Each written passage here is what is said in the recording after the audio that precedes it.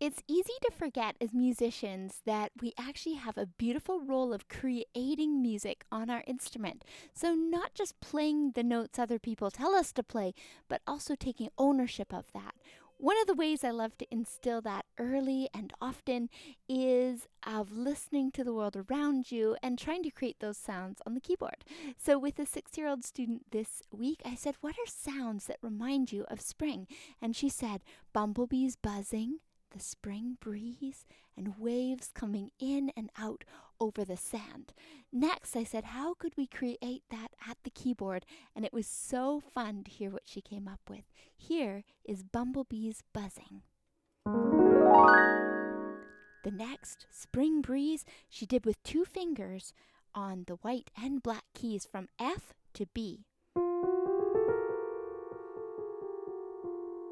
And she chose to put the pedal down, which I love.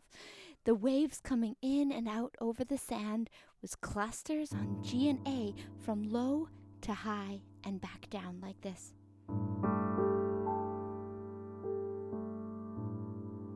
So I love that even at the very beginning stages of music making, you can start by making music.